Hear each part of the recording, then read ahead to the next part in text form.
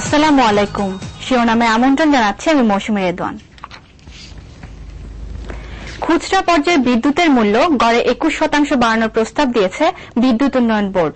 এর মধ্যে কৃষির জন্য বিদ্যুতের দাম 20% বাড়ানোর প্রস্তাব করা হয়েছে। বৃহস্পতিবার এনার্জি রেগুলেটরি কমিশনের গণশুনানিতে দেয়া এই প্রস্তাবকে অযৌক্তিক আখ্যা দিয়ে কমিশন জানিয়েছে, গ্রাহকের স্বার্থ মাথায় রেখেই বাড়ানো হবে বিদ্যুতের দাম। আর ক্যাব বলছে, এতে জনভোগান্তির পাশাপাশি বিপর্যয়ে পড়বে কৃষিখাত। তবে শুনানি শেষে মূল্যায়ন কমিটি 12.86% বাড়ানোর পক্ষে মত দিয়েছে।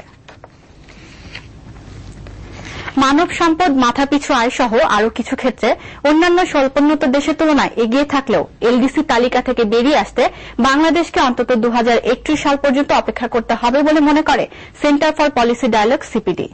স্বল্পোন্নত দেশগুলো সম্পর্কে জাতিসংঘের বাণিজ্য উন্নয়ন সংস্থা ইউএনসিটি এডির রিপোর্ট প্রকাশ উপলক্ষে বৃহস্পতিবার বিকেলে সিপিডির কার্যালয়ে ডাকা সংবাদ সম্মেলনে স্বল্পোন্নত দেশগুলোর মধ্যে সহযোগিতা আরও বাড়ানোর উপর গুরুত্ব দেওয়া হয়। তত্ত্বাবধায়ক ইস্যু ছাড়া সরকারের সাথে কোনো আলোচনায় বসবে না বিএনপি। বৃহস্পতিবার টাঙ্গাইলে মজলুম জননেতা মাওলানা আব্দুল হামিদ খান ভাসানীর মৃত্যুবার্ষিকী আলোচনায় বিএনপির এই অবস্থানের কথা জানান দলের ভারপ্রাপ্ত মহাসচিব মির্জা ফখরুল ইসলাম আলমগীর।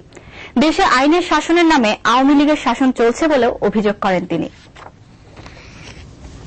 সুপার সিক্সে ওঠার লড়াইয়ে মহিলা বিশ্বকাপ বাছাই পর্বে আজ আয়ারল্যান্ডের বিপক্ষে টস জিতে ব্যাট করছে বাংলাদেশ। কুয়াশার কারণে মাঠ ভেজা থাকায় নির্ধারিত সময়ের আধ ঘণ্টা পরে শুরু হয়েছে ম্যাচটি। শিরোনাম এইটুকুই।